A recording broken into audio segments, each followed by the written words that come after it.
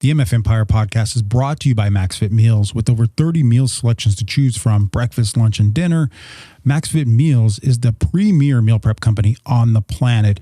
You can literally take care of all your meal needs with MaxFit Meals and know that you're getting high quality, delicious, nutritious meals day in and day out. And right now, if you go to maxfitmeals.com and you use coupon code MFEmpire, you can get $120 off your first 8 weeks, your first 8 subscription orders, $120 off with code MFEmpire at maxfitmeals.com. And you guys, MaxFit Meals are literally the best way to get your health in check and know what you're getting day in and day out. So MaxFit Meals is a great place to go. Go there today. MaxFit Meals, we focus on the food to give you the time to focus on your passions.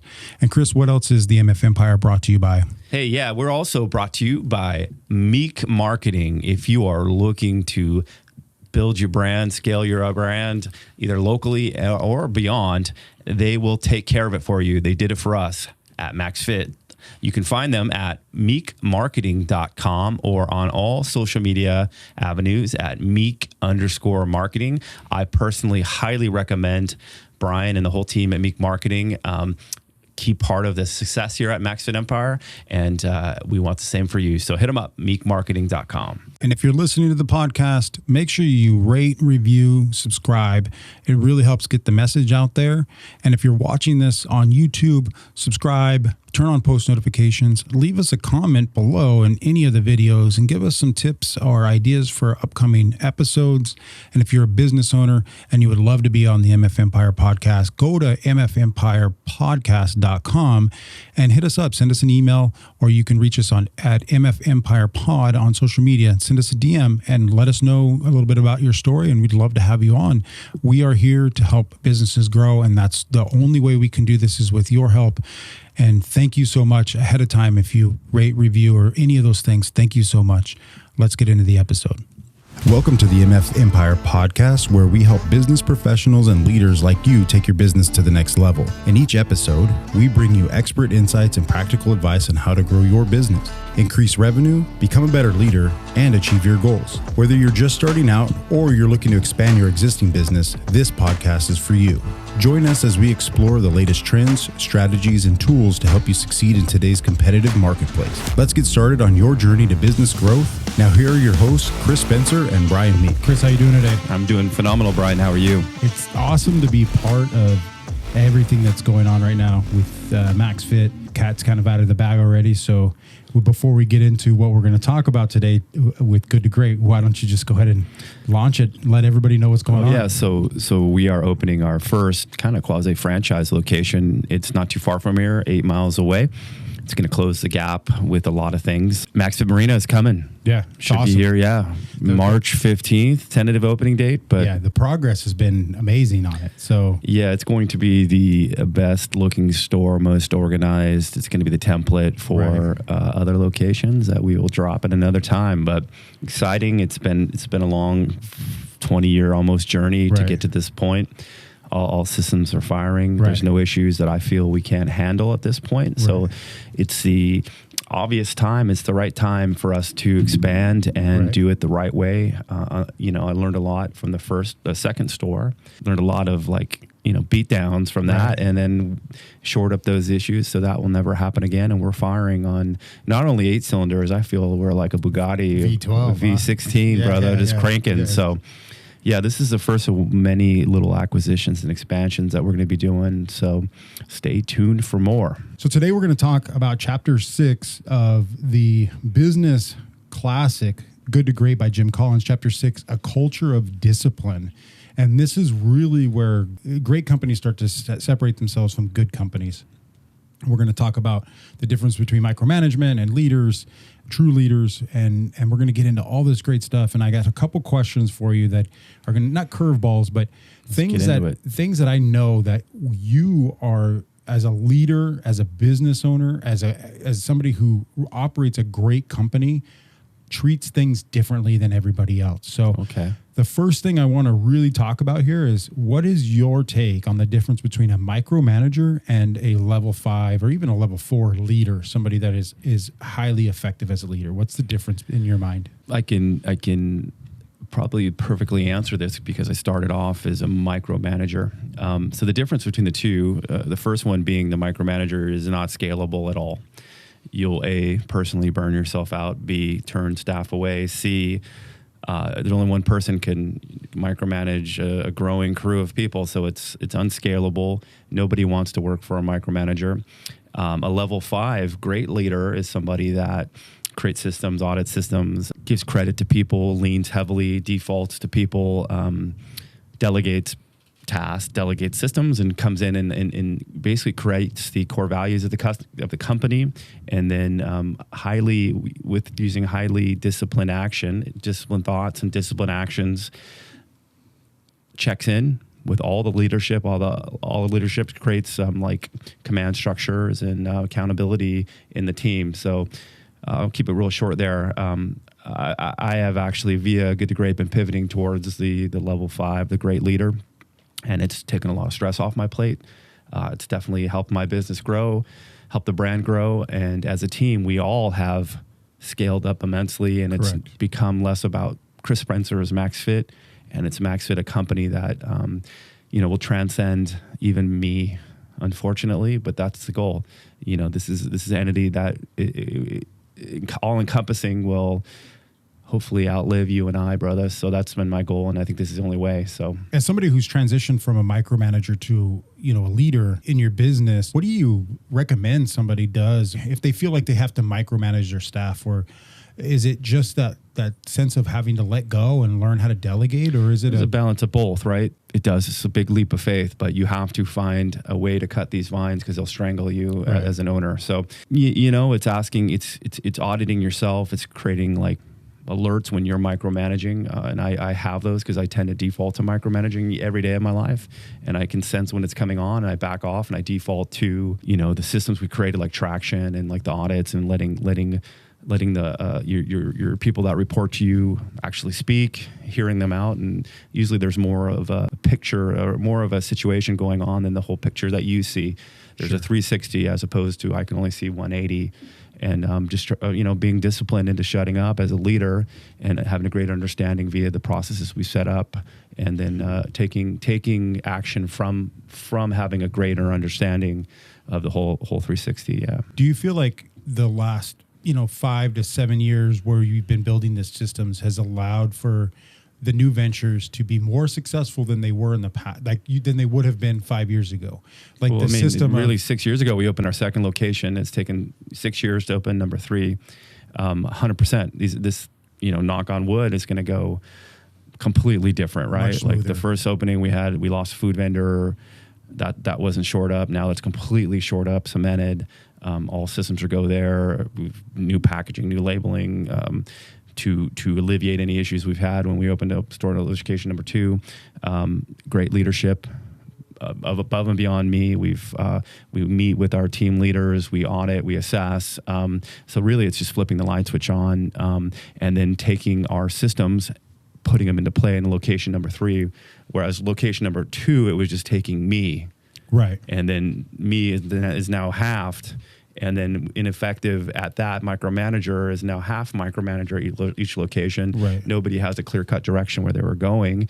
And that's why I was personally punched in the face a lot. It was a very stressful time, and it seemed like a lot of issues just compiled. But, the main point is that, the flywheel kept turning. I didn't quit. Stockdale paradox was definitely put into play at that point, and I knew I was gonna charge on and figure it out.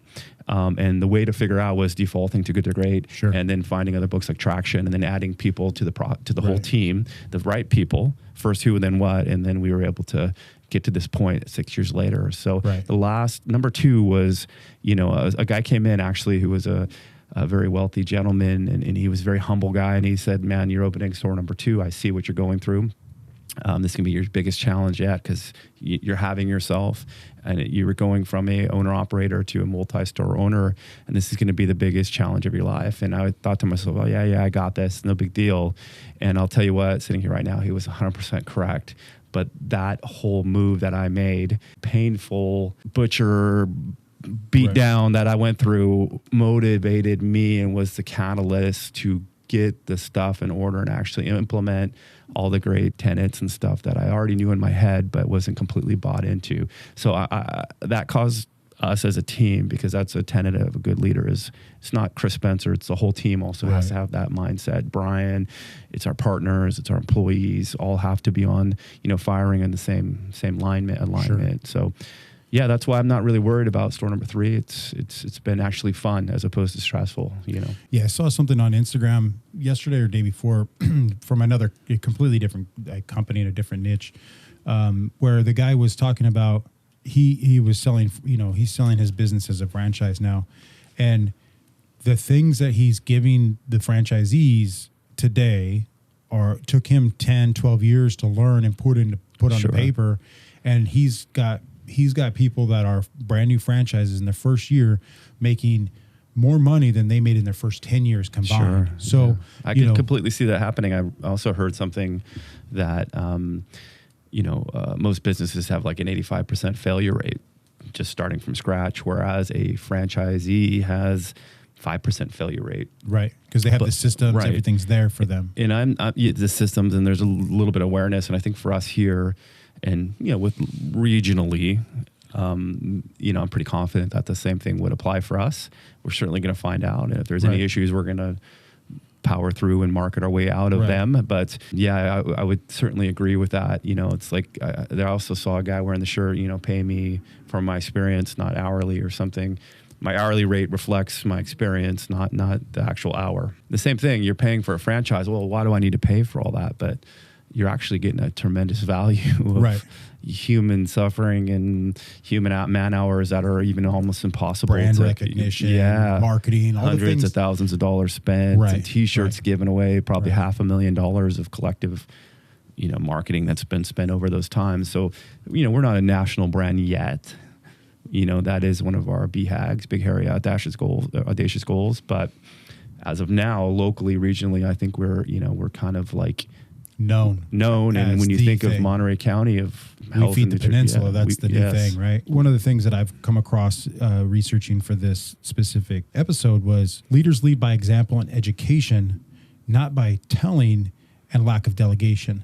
So for me, as a leader, not only do you have to lead by example, that's like that everybody knows that thing. My biggest input for my employees is to teach them the things, kind of work myself out of a job, to teach them the things that they need to know to do the things that I need to delegate to them. And it's not just saying like, hey, I need you to go clean this thing or whatever. It's actually teaching them. And I sit down, I'm the type of person that has to learn by doing. So I kind of model that with my employees, and I sit down with them and I teach them, hey, this is how you're going to run this report. This is how you're going to send this email. This is who you're going to talk to on this. What do you feel like, especially in the supplement industry or the health and wellness industry, how big of a piece is education of your employees, your staff? How big of a piece does that play in success of a business? Well, I think it's everything, and I'm somebody who was not born a teacher. Going back to like self-awareness and knowing your weaknesses, that's mine. I just want to handle everything myself, and I think that's a kind of a point of micromanaging, a piece of micromanaging. But yeah, no, I think it's everything. And for me, I'm not a great teacher, but I certainly find a tremendous importance in the teaching and in part of like our teaching processes is actually documenting all the standards from our customer service, how to greet customers, certain time frames, 10 seconds to greet a customer, and then from inception of the customer walking in the store for them leaving, it's all documented in training and documented for training purposes. So I think it's something that I initially everything that I initially had great success with, and I'm unable to personally do, needs to be trained. It absolutely has to be part of our systems as a brand. And then we have to not only train, but we have to audit, and we have to do checkups and one-on-ones with our employees to make sure that is completely being followed through on.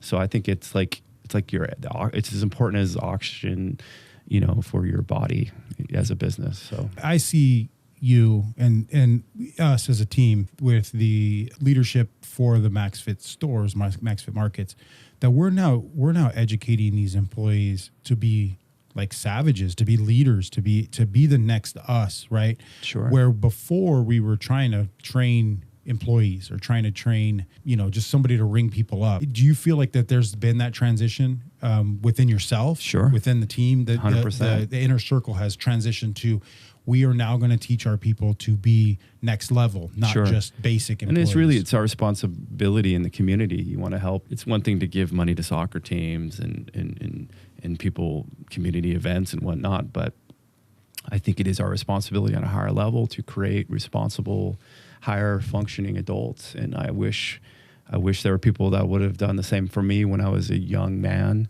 in my 20s, or, there's plenty of young women and young men that pass through these doors.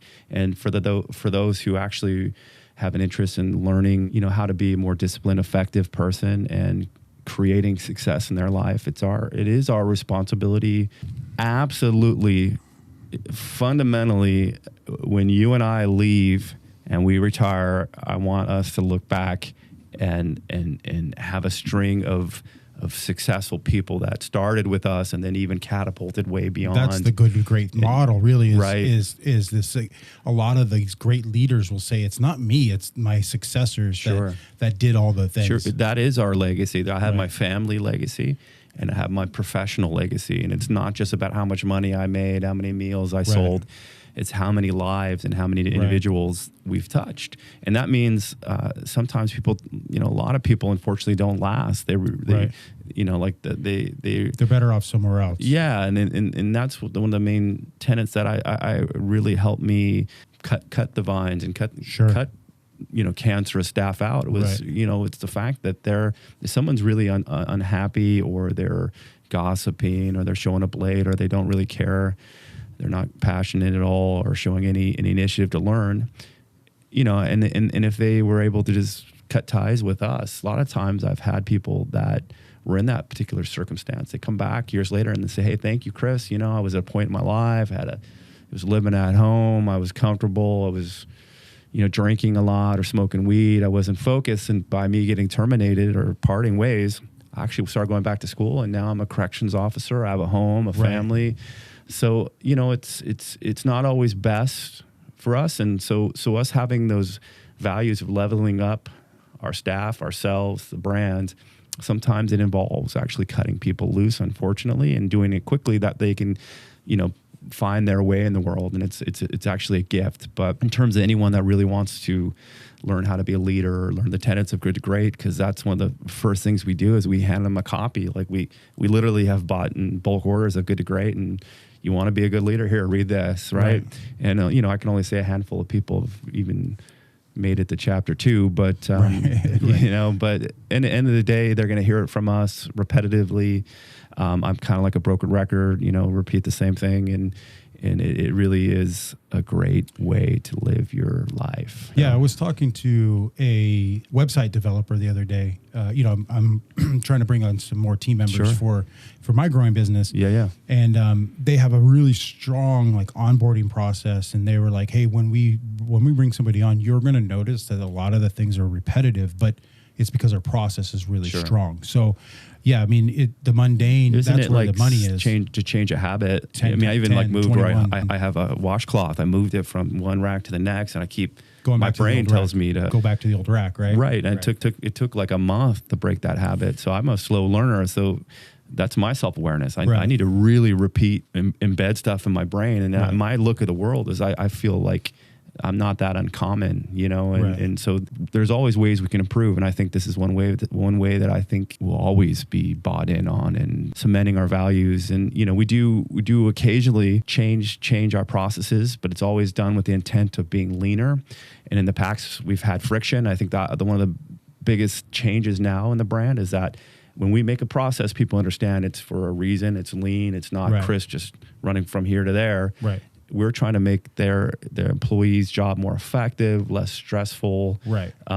Make things better for the employee, better experience for the customer. Right. And we get less resistance, and we're more effective on that. And I think that's one of the major tenets of the brand that's really taken us. Let's talk about how EQ and IQ play into your culture of discipline, or a culture of discipline. A lot of people don't believe EQ exists. Yeah, I've heard that. EQ is, the intelligence of, how you conduct yourself with other people, and IQ is obviously just, normal, what you would normally, as an Einstein intelligence, smart people. I think first of all, acknowledging that EQ exists, emotional intelligence is part of customer service, is, focusing on the needs and compassion for other people, feeling people out, mirroring people. If someone comes out, reading the room, right? Right, rating the room. I function more on EQ than I do IQ. High EQ person, yeah, but where I'm not, or an IQ guy, and sure. And we recognize, and we both are self-aware of that, but we also recognize that as a team, that's the perfect combination. I think once we put a period on good to great, I think we definitely need to go into the visionary integrator relationship, because that's pretty key. So me knowing that I am an emotional person, emotionally intelligent person, I can read people if they're suffering, if they're vulnerable, if they're shy or whatever, and I can break back that onion and peel back that onion and build a long-lasting relationship with that person. I do need people with like the IQ aspect to come in, like an integrator in my life at all times. That'll keep you focused on track. Yes, exactly. Not just to keep you focused on track, because not that I'm unfocused, but my strengths are doing that, right? I think that's what you're going to say. Yeah, you're the visionary. That's your job. As an integrator, the integrator's job, and we'll get like. And they're both very, very important jobs, right? But you can't have a complete onion without both, right? So that's just all. The almost 20 years of this process of understanding the business, is understanding myself as a leader, and understanding who first who, then what, where they belong, right, and who I need to go after, and what type of people. So, I've been asked to sit on interviews, and there's a sales associate. Sometimes you need a person with you need multiple associates. We can read that person. Right. And we've hired people that are strictly customer service. Then we need a person that matches them. And yes, that's cleaning or keeps that integrator, sales associate on staff. Right. So you have to be hyper aware of all your surroundings. It's not, it's really difficult, and it's freaking hard to be a successful business, and understanding all this stuff and documenting all that stuff and creating hiring processes. As an emotional person, I just didn't emotionally intelligent person. I'm more like just interested in selling and developing relationships.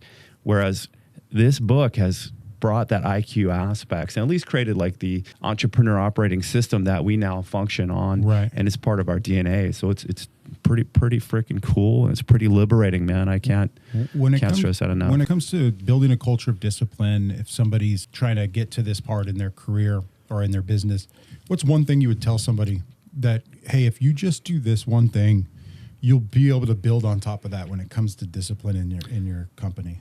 Oh, just pick an operating system. Okay. Yeah. You need every business, whatever it is. Right? Everybody, I suggest Traction to everybody, because that's what we learned initially. It worked so well, we stopped. I'm sure there's other ones, but you need an operating system. Sure. Yeah, I mean, you got to have structure. You got to have meetings. You have to establish your core values as a brand, processes, all that stuff. So first start there, and then dive in, and then expand on it from there. Yeah, that's all I got to say. This has been another great episode of the MF Empire podcast. That's right. Remember, rate, review, subscribe, all the great things. It helps us get the message out there. One of the greatest things that I love about this podcast is that we are giving people actual value. We're not just spewing whatever BS those gurus out there saying, the buzzwords.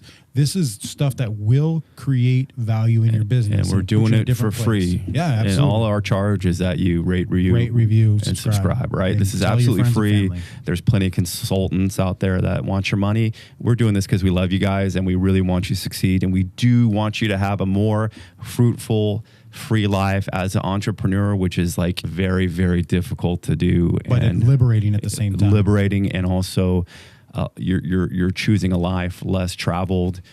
Kudos to you. We want to just be a part of that and give you a little bit of tools, hand you a little bit of a life vest, if you want to call it, that you can become even greater and better than even the MF Empire, which is going to be difficult in about a decade. So eat your Wheaties. That's all we got for you guys today. Ciao. Deuces.